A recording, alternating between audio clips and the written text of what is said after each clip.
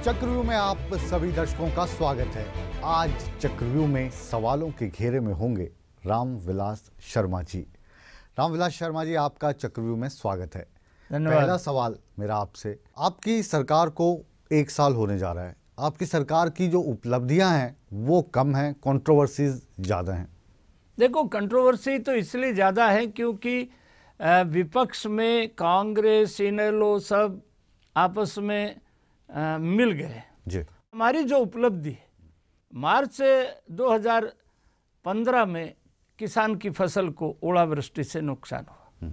पहली बार हरियाणा के किसान ने यह महसूस किया कि कोई सरकार है जो हमारे संकट की घड़ी में और हमारे पास राहत लेके आई है। 1100 करोड़ रुपया हमने किसान को दिया। पहली बार ये हुआ, इतना जल्दी और इतना ज़्यादा। हमने गाय की रक्षा के लिए एक सख्त कानून बनाया। हमने सरस्वती महानदी का, जिसका ऋग्वेद उल्लेख करता है, जिसका महाभारत उल्लेख करता है, जिसका संगम में विद्वान उल्लेख करता है, भगवान की कृपा से हमने उसको उद्घाटित किया। हमने शिक्षा में गीता का, नैतिक शिक्षा के नाम पर पाठ्यक्रम, आज पिछले दिनों हमको अवार्ड मिला है कि हरियाणा के 15,470 विद्यालय में पहली बार लड़की के लिए अलग शौचालय और लड़कों के लिए अलग शौचालय, ये प्रावधान हमने हरियाणा में पहली बार किया है। अब जितनी भी उपलब्धियां गिनवा रहे हैं ना शर्मा जी, क्योंकि आप हरियाणा के शिक्षा मंत्री हैं, तो ये जो उपलब्धियां हैं ये मेरे को सरकार के लिहाज से ये कम लग रही हैं। और ऐसा लग रहा है कि कोई जो हिंदूवादी संगठन है वो काम कर रहा है कि जो गाय का मांस बंद कीजिए, गौ माता की पूजा कीजिए, सरस्वती वंदना कीजिए, गीता पढ़िए। सरस्वती वंदना को लेकर कंट्रोवर्सी है, गीता को लेकर कंट्रोवर्सी है। अब तो आप बत्रा साहब की किताब भी लाने की बात कर रहे हैं सिलेबस में। क्यों ला रहे हैं बत्रा साहब की किताब को? क्या उन्होंने किया है? मुकेश जी, ये कोई हम अपने माँ बाप का नाम सरकार में आगे हैं इसलिए बदल लें? हम राष्ट्रीय स्वयंसेवक संघ के स्वयंसेवक हैं। प्रधानमंत्री संघ जो सरकार है ना, हम प्रचारक रहे, मनोहर लाल जी संघ के प्रचारक रहे। ये बात हम किसी से छुपाना भी नहीं चाहते। We are proud of it. नहीं, संघ की सरकार तो नहीं है ना, ये सरकार तो संघ की सरकार नहीं है। परंतु हम जो स्वयंसेवक हैं, ये हरियाणा जानता है, देश जानता है, और हिंदुस्तान के लोगों ने हमके ऊपर विश्वास ये मान करके किया है कि ये संघ के स्वयंसेवक हैं, ये प्रामाणिक लोग हैं, ये ईमानदार लोग हैं। मतलब संघ जो कहेगा वो करेंगे आप? नहीं, संघ हमको कभी आदेश नहीं देता। संघ हमारा मार्गदर्शक है। संघ से हम सलाह लेते हैं। जिस दीनानाथ जी बत्रा की आप बात कर रहे हैं, उनकी पुस्तक की आप बात कर रहे हैं, वो कोई आज थोड़ी है।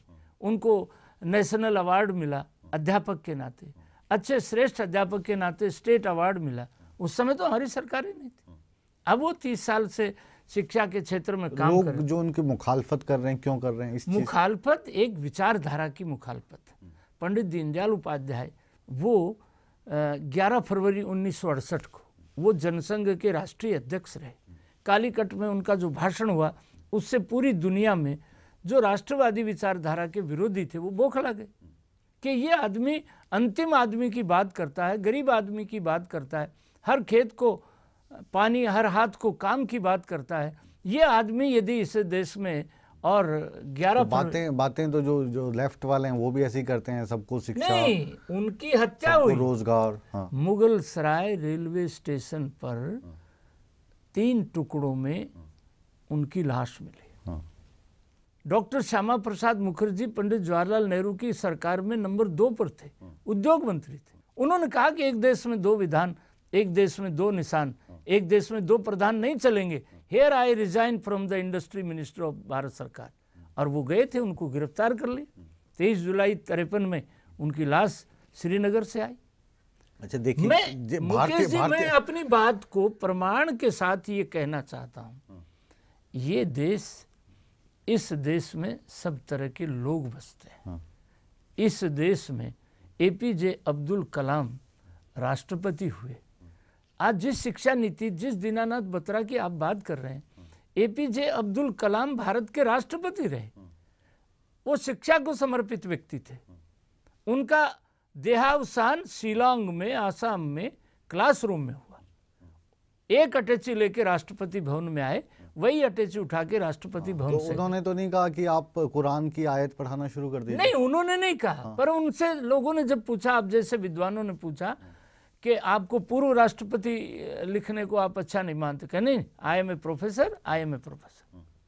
मैं ये उन्होंने नहीं ना कहा, इसीलिए उनको याद किया जा रहा ना, वो कंट्रोवर्सी में आए नहीं कभी। नहीं, उनको एक वो भी चाहते तो वो भी कुरान की आयतों की बात करते। श्रेष्ठ, वो तो गीता पढ़ते थे, तो वो गीता पढ़ते थे इसलिए कंट्रोवर्सी में नहीं आए। वो उनसे- गीता भी पढ़ते थे, उनसे मुकेश जी लास्ट में पूछा, वो गुरु ग्रंथ साहब को भी पढ़ते थे, वो कुरान भी पढ़ते थे। वो सारी चीजें आप करें तो आप भी कंट्रोवर्सी में नहीं, नहीं हम आएंगे भी ना। करेंगे। हाँ, हम जो कब नैतिक करेंगे? शिक्षा में हाँ। गीता भी पढ़ाएंगे, राम भी पढ़ाएंगे, रहीम भी पढ़ाएंगे, रसखान भी पढ़ाएंगे। भारतीय जनता पार्टी के पर्याय के तौर पर जाना जाता था रामविलास शर्मा को, लेकिन मंत्रिमंडल के विस्तार की बात हुई, आपके तो विभाग ही छीन लिए गए। नहीं, छीन लेंगे वो। देखिए, मंत्रिमंडल का विस्तार हुआ तो मेरे साथ एमओएस थे श्री कर्णदेव कंबोज। मैंने स्वयं चला के, विस्तार हुआ भी नहीं था, मैंने कहा ये मेरे साथ अच्छा काम कर रहे हैं, फूड एंड सप्लाई इनको देना है। उसके बाद विस्तार में मुख्यमंत्री जी ने भी अपना लोकल बॉडीज कविता जैन को दिया, हमने अपना कप्तान अभिमन्यु से फॉरेस्ट लेके राव नरवीर को दिया। ये तो हमारी आपस की समझ की, क्योंकि देखिए ये सरकार में सौभाग्य से मुकेश जी, आप भी जानते हैं, हम भी जानते हैं, मेरी अध्यक्षता में हरियाणा में लोगों ने भारतीय जनता पार्टी की सरकार दी और श्री मनोहर लाल जी के नाम का प्रस्ताव मुख्यमंत्री के नाते मैंने किया। क्या मजबूरी थी वो? नहीं, कोई मजबूरी नहीं थी। तो ये हमारी आपस की समझ थी। क्या समझ थी वो? क्योंकि रामविलास शर्मा तो जो थे वो तो हरियाणा के नेता के तौर पे जाने जाते थे, मनोहर लाल खट्टर तो संघ के प्रचारक थे, थोड़े बहुत लोग उनको जानते थे। कौन सी खासियत थी जो मनोहर लाल खट्टर जी मुख्यमंत्री और रामविलास शर्मा जी उनका जो नाम है वो कहें कि मैं इसका हमारे साथ साथ अब मनोहर लाल जी पिछले 10-11 महीने से हमने बनाया और वो अच्छा काम कर रहे हैं। अच्छा काम कर रहे हैं आपके मंत्रालय? नहीं, मंत्रालय तो मैंने स्वयं दिए मंत्रालय। और फिर आपने कहा क्योंकि ये सरकार में अच्छा ग्राहक मिल जाता तो शिक्षा मंत्रालय भी दे देता। नहीं, वो तो दो। देखिए मुकेश जी, आपको मैं एक बात बताऊं कि ये जनादेश हरियाणा की जनता ने दिया। हाँ, किसको दिया? हम ये भारतीय जनता पार्टी को दिया, ये नरेंद्र मोदी को दिया, ये हम सबको दिया। हम इस जनादेश का पालन करेंगे। 26 अक्टूबर को हमारे का 1 साल पूरा होगा, हम जनता को हिसाब देंगे। हम जनता को हमारे एक एक घंटे का हिसाब देंगे, एक एक पाई का हिसाब देंगे। लोगों के दुख सुख में हम सरकार शामिल रहेगी और जो लोगों ने जो सपना देख करके हमारी सरकार बनाई है, हम लोगों के सपने के ऊपर साकार करेंगे। जी, कौन कौन से सपने साकार करने जा रहे हैं, इस सभी मसलों पर बात होगी, लेकिन एक छोटे से कमर्शियल ब्रेक के बाद बने रहिए चक्रव्यूह में, क्योंकि आज चक्रव्यूह में हमारे साथ हैं हरियाणा के शिक्षा मंत्री रामविलास शर्मा। कहीं मत पंचायत का चुनाव आप करवाना चाहते थे, तो पहली बात तो आपने इतना डिले क्यों किया? नहीं करवाना चाहते ना आप? हम करवाना चाहते हैं, डिफाल्टर नहीं होना चाहिए। वो डिफाल्टर बेशक विधायक बन जाए, सांसद बन जाए, लेकिन सरपंच नहीं बनने देंगे।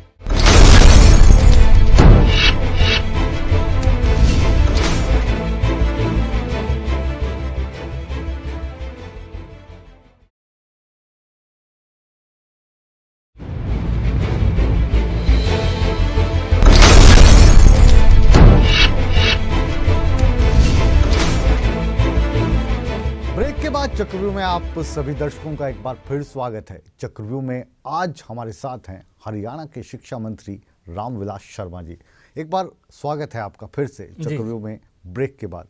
आप पे आरोप ये हैं कि सरकार आपकी बन गई, नरेंद्र मोदी साहब की लहर चल रही थी, उस लहर में तैरते तैरते मनोहर लाल खट्टर साहब को भी मुख्यमंत्री बना दिया, उनके नाम का प्रस्ताव भी खुद रख दिया। रामविलास शर्मा जी, भारतीय जनता पार्टी का पर्यायवाची आपको समझा जाता था, कोई आपकी वैल्यू समझी नहीं गई जब सरकार बनाने की बात आई। बस आपकी रिस्पेक्ट इतनी रही कि मुख्यमंत्री तो जिसको बनाना है वो तो तय हो गया। अब कहाँ तय हुआ वो, इसके बारे में हम आपसे जानकारी चाहते हैं। मोदी साहब ने नाम तय किया था उनका या फिर नागपुर से तय हो गया था? नहीं, देखिए मुकेश जी, आप तो मुझे प्रवोक करना चाहते हैं, पर आप और हम एक दूसरे को जानते हैं। हमारे यहाँ जो संगठन है, हमसे ऊपर हमको देखने वाले लोग हैं। वही तो पूछ रहे हैं, और हमारे कौन से वाले लोग हैं? कई मुद्दों के ऊपर सब लोग मिलजुल करके, हमारी एक कलेक्टिव लीडरशिप है और उसमें मिलजुल करके ये सब चीज़ें तय होती हैं। मान लिया हमने, आप पार्टी के सिपाही हैं, पार्टी ने ये जो चुनाव जीता वो रामविलास शर्मा की अध्यक्षता में जीता, आप हाँ या ना में जवाब दीजिए। जीता भारतीय जनता पार्टी में, पुराने सिपाहियों में से आप हैं हरियाणा के, अनिल विज साहब उनमें से एक हैं, कितनी बार विधायक बने। और ये जो दो सीनियर लीडर हैं, इनको कहीं ना कहीं मनोहर लाल खट्टर साहब की ये जो सरकार है, मंत्रालय आपके पास हैं लेकिन सुनी नहीं जाती आप लोगों की।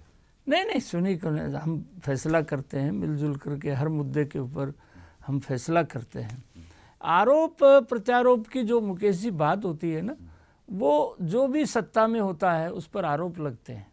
अब आरोप तो देखिए ना, हमने पंचायत के चुनाव कराने का पहले आरोप ये लगा रहे थे कि ये पंचायत का चुनाव नहीं करा रहे।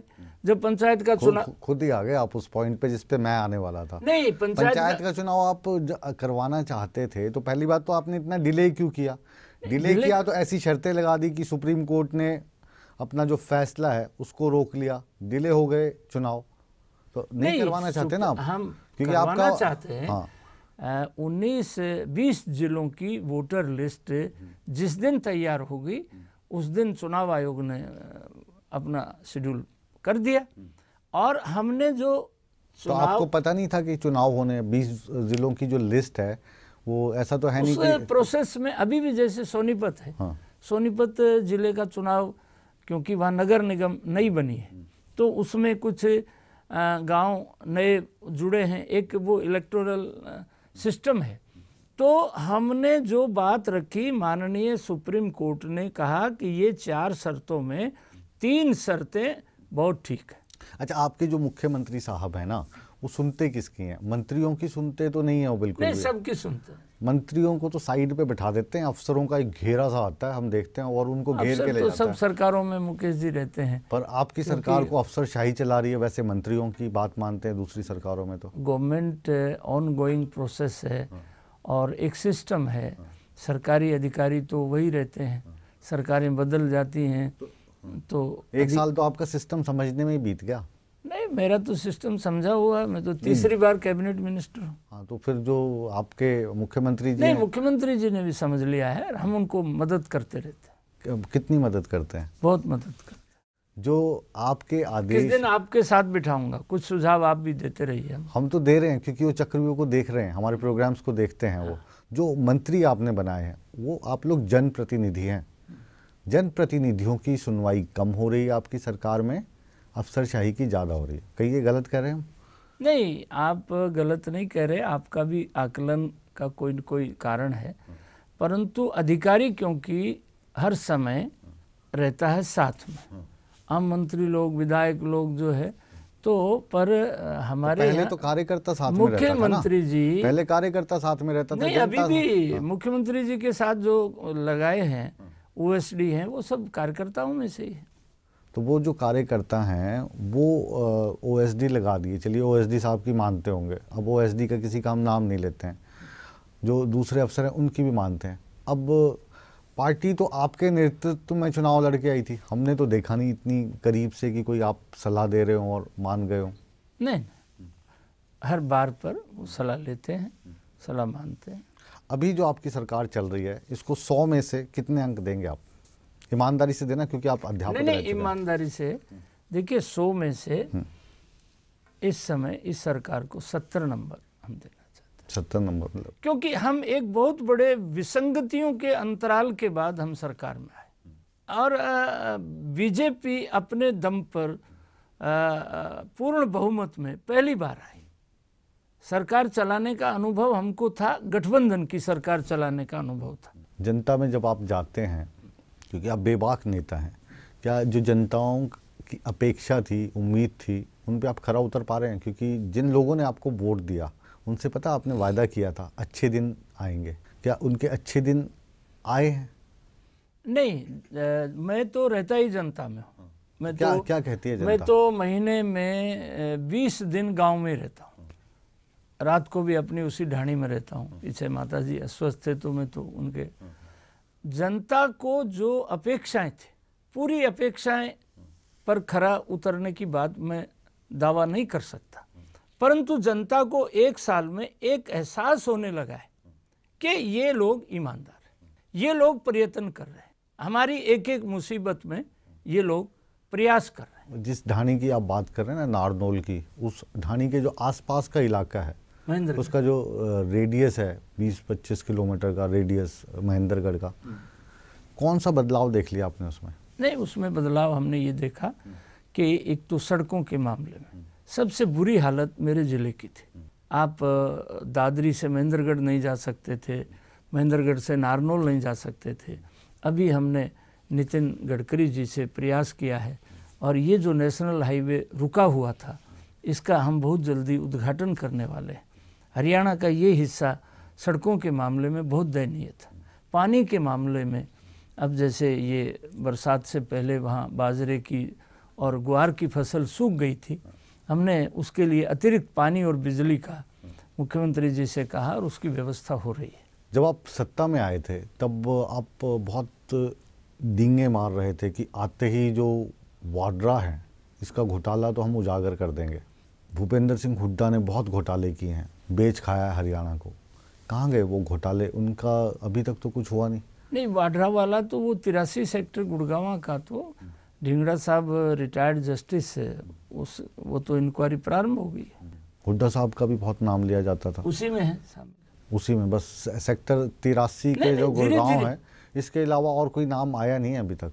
धीरे धीरे देखिए, वो एक कड़ी होती है Mukesh ji, everything is on paper, उसमें कोई आदमी बच नहीं पाएगा। हमारे ऊपर इल्ज़ाम लगाते थे कि ये सरकार CLU नहीं कर रही, वो नहीं कर रही। हमने कहा कि ये जो पिछले हुए हैं, जैसे झज्जर में कबलाना तक का जो मामला है, किसानों की वो ज़मीन हम उसको वापस ले लिया है। पंचायत चुनाव की आप बात कर रहे थे, क्योंकि आप अनुभवी नेता हैं, आप इतनी बार चुनाव जीते हैं, आप मंत्री अब रह चुके हैं। एक और दिल से आपका जवाब चाहूँगा, ये जो फैसला सरकार ने लिया कि 10वीं पास हो, 8वीं पास हो, 5वीं पास शेड्यूल कास्ट महिला हो, घर में टॉयलेट हो, सज़ा का प्रावधान जिस पर है वो चुनाव ना लड़े, बिजली के बिल दिए गए हों, कितना प्रैक्टिकल फैसला है? देखिए मुकेश जी, ये कुछ लोगों को सुप्रीम कोर्ट में भी गए हैं, सब गए हैं, ये तो माननीय सुप्रीम कोर्ट ने खुद माना कि भाई ये 3 शर्तें ये बहुत सही है। कौन कौन से? एक तो जो गांव का सरपंच का चुनाव लड़ रहा है, जैसे नरेंद्र भाई स्वच्छता के ऊपर बहुत आग्रह करते हैं, उन्होंने तो उसके घर में शौचालय हो, एक शौचालय की बात।